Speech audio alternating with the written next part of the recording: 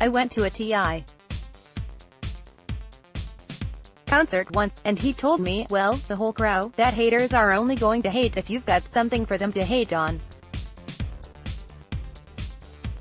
So thanks, T.I., for basically writing the beginning of this article. Because the line sums up perfectly what's been happening with Avengers: Infinity War this year. The latest Marvel installment has earned around $2 billion at the box office and ecstatic praise from its hordes of fans, all serving as an incentive for the aforementioned haters. But there's one thing the critics keep coming back to, and it has to do with the movie's ending. Warning: spoilers for Avengers: Infinity War below. Gamora, Zoe Saldana, in Avengers: Infinity War, the film's ending wiped out half the residents of the universe, including a lot of your favorite superheroes like Spider-Man, most of the Guardians of the Galaxy and Black Panther, but many of those characters have sequels that are on the way. I love Infinity War. I loved it so much I want to marry it. I too, however, can be counted among the ending-aggrieved haters. I previously wrote about how the Marvel masterminds basically lied to us about the permanency of the film's deaths. Death is death. Infinity War writer Stephen McFeely told me in an interview before the premiere. If we say goodbye to some characters, we will say it permanently, he added later. Spider-Man 2, Guardians of the Galaxy Volume 3, and Black Panther 2, beg to differ, dude. Plus, some of the actors whose characters supposedly died have already confirmed that they're coming back in Avengers 4 and other sequel movies.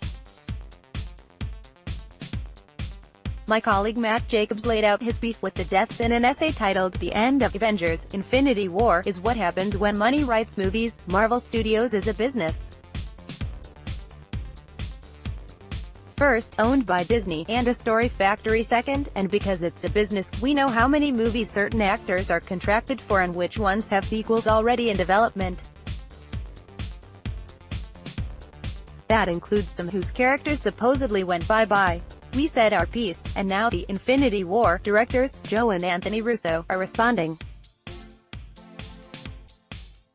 I asked the Russo brothers for their thoughts on the criticism, and about the fact that we'll see dead characters coming back in sequels, but they stuck to their guns. Here's the thing, I think it's important to remember anything is possible in the MCU, Marvel Cinematic Universe, Anthony said. Just because there's a sequel on the books doesn't mean people become accustomed to time moving linearly in the MCU. That doesn't necessarily have to be the case.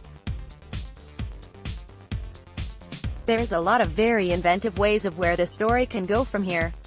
Joe agreed, reiterating the idea that the movies don't need to happen in chronological order. There's 4 years between Guardians 2 and Infinity War. That's a long time, and a lot of Guardians stories to tell. Again, as Anthony said, don't expect everything to move forward in a linear fashion in the Marvel Universe. Star-Lord, Chris Pratt, Groot, Vin Diesel, Gamora, Zoe Saldana, Mantis, Palm Clemente, Rocket, Bradley Cooper, and Drax, Dave Bautista, in Avengers: Infinity War. Okay, some of what the director said is going to come true sooner rather than later. Marvel's next two films, Ant-Man and the Wasp, and Captain Marvel, both take place before the Infinity War timeline. But according to some theories, that's so both of those movies can establish ground rules for the quantum realm dimension, which could bring back dead characters in the future. If this were the DC universe, we could have used Wonder Woman's lasso of truth on the Russos.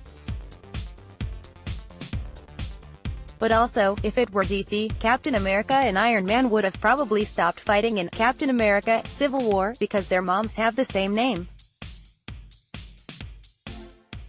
So we might just be better off waiting.